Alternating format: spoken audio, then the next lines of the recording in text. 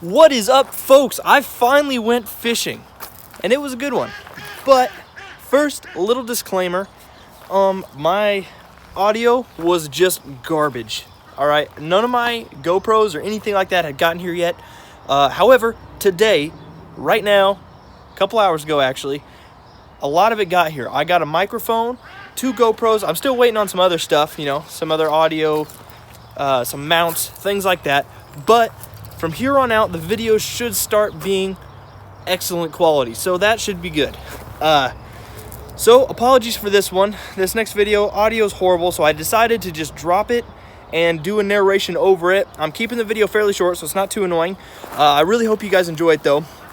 But before we get into that, I also got another package today, which is pretty sweet.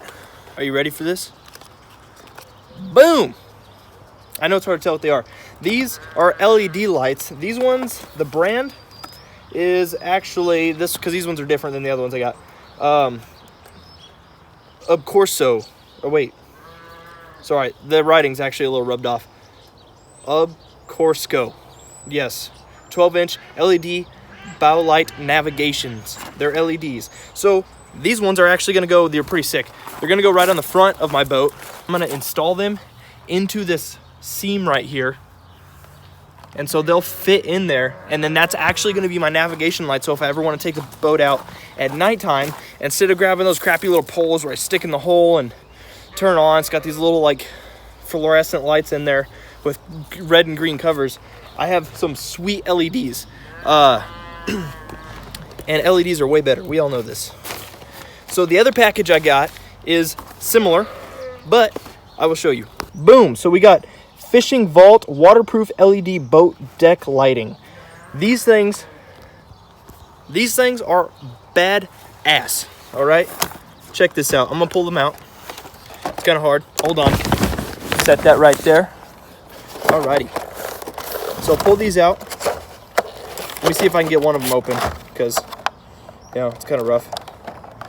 All right. So just similar idea here. They're just little strip lights, and there is 1, 2, 3, 4, 5, 6 feet in each box, and I got 2 boxes. So I have 12 1-foot sections of these, and I'm going to line the deck of my boat as well as inside the storage boxes and wire it all up. So then at nighttime, I have my entire deck lit up to where I'm fishing, and in the boxes, when I lift those up as well, they'll be lit up. Now, I was going to get blue because I feel like that's a good light to, view things and stuff. But, I just couldn't do it. I got red because even though the color's a little faded because it's an older boat, this boat is gray and red. So I wanted to stick with the colors, and it's just going to look sweet. So anyway, this right here, I have a lot of confidence. Go ahead and comment down below if you want to see me put these in, if you want to see a video on that, how to do it maybe, even though I'll be learning myself, so I probably won't be much help. But if you guys want to see that, go ahead and comment down below. Otherwise, I can just install them and show you later. No big deal. But anyway, pretty excited. So let's get into the fishing. Howdy, folks. Alrighty. So the thing I'm using today is a lead head hook with a Gary Yamamoto Senko. This one's a brown color, so it's got that natural presentation with the red speckles. I got my lose reel along with the lose rod. It came in a combo. It's a medium heavy, I believe a 6.6. And so what I'm doing with this bait is I'm tossing it out there and just popping it up slightly. You can see my wrist jerk like that, and I'm trying to create that motion, but I want to let it sit as well. So I pop it up, and then I let it sit so the bass has a chance to come get it. And these work really good for bedfish and stuff, because they're not going to be as aggressive for a bait moving on by in a quick speed. They want something big, meaty, that's an easy meal.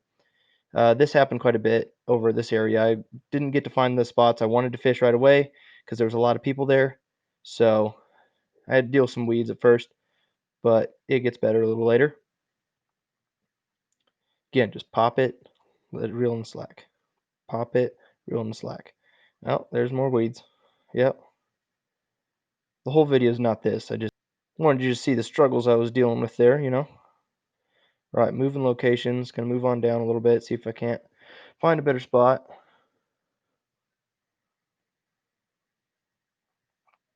So I'm over here now. This is a nice little cove off to the left here. There's more bank. And just doing same motion, same bait. And I immediately started getting more bites over here. That one I got a little too excited on, looks like. And, jerked it right out of its mouth. Gotta be patient. I am not very patient. That's why I struggle sometimes. But hey, I'm not perfect. Alrighty, I'm just trying again. Here we go. Popping it a little bit, just getting a little wiggle to it. Boom, right there. Got hit pretty good. Reeling her in, just cranked that baby in. Is this the big chungus I was talking about? Nope, nope, not today. Crushed it pretty good though. I do remember this one. I remember because I kind of suck at taking hooks out, but it was caught on the jawline, so whatever you want to call it. Anyway, pretty nice fish here. What I love about these Central Oregon fish is they have red or orange eyes, and sometimes they get really bright and vivid, and it's pretty cool looking. But anyway, see a little dude. Then right there at point because the fish just chilled there right by that rock. Okie dokie, folks. This is one of the moments you have been waiting for. Straighten my line out a bit, reel her in. You're going to see me twitch here in a second because I got a hit, but it wasn't quite committed enough for me, right? There you go.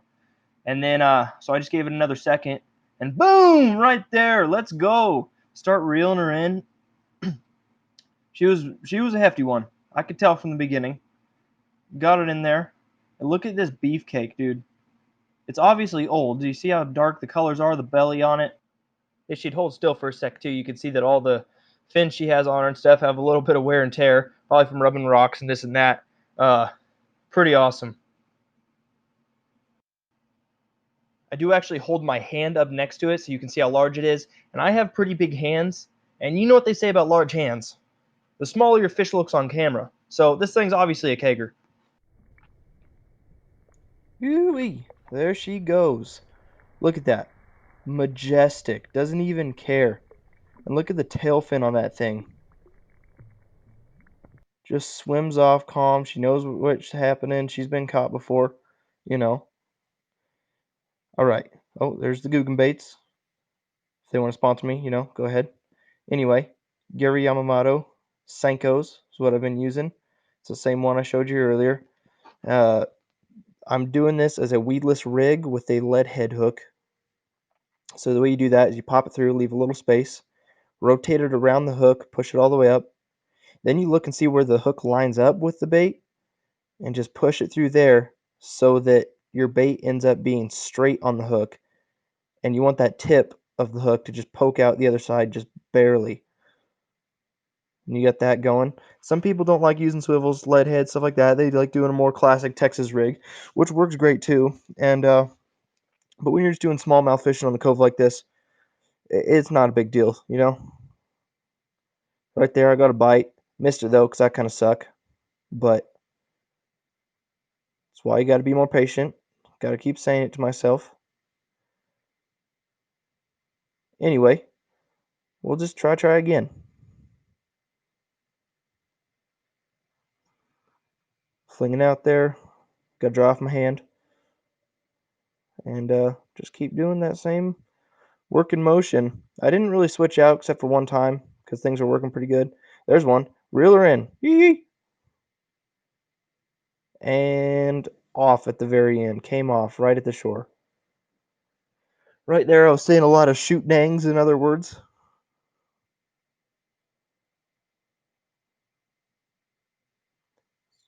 Oh, there's one. Throw that one in. Can I not lose this one, please? There we go. Look at that. Decent little guy. Hit nice and hard. Spazzing out right now. I can't even get my thumb in its mouth. Oh, yeah. Pop that thing out of there. Get her going. Another one of those little orangish, reddish eyes. That one's kind of in between her. Bye, dude.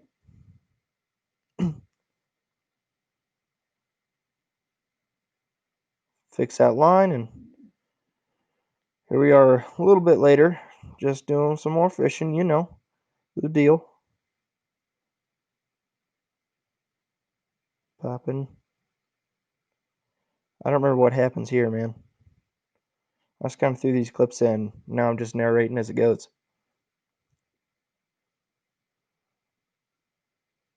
Oh yeah, just keep working that. That's real nice. There we go. There we go. Reel her in. Shoot, bud. There's another one. Yee. Hey, any fish is a good fish. You know what I mean? Anyway, this guy, just a little one, a little tiny one. I could barely get my thumb in there. That kind of was funny. But yeah, you know, these Senkos working pretty good. I'm honestly impressed because I typically don't use them in this lake. I like to use them as a wacky rig and some other lakes I know about, which are more forested areas because they represent, you know, a caterpillar or something like that. But they were working pretty well here. I was very pleased, and using the weedless rig, I finally figured out how to really do it. You know, I'm gonna go ahead and put a new swivel on here. And this knot I'm using, I actually learned from one of Flair's videos, and it absolutely blew my mind. Like, I was so shook, and I have basically never used a different knot since.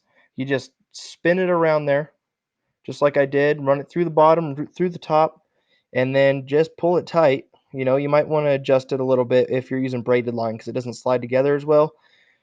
Because right now I have that electric blue 30-pound test Power Pro line, and it does make tying knots a little more difficult, but this one still works great. I just have to make sure to slide it down the line first. But yeah, it's great stuff. Great stuff. So here I am just re-rigging, doing the same setup, but I switched to a dark blue Senko with the light blue speckles, putting it on there same way, just the weedless rig, poke that through there a little bit.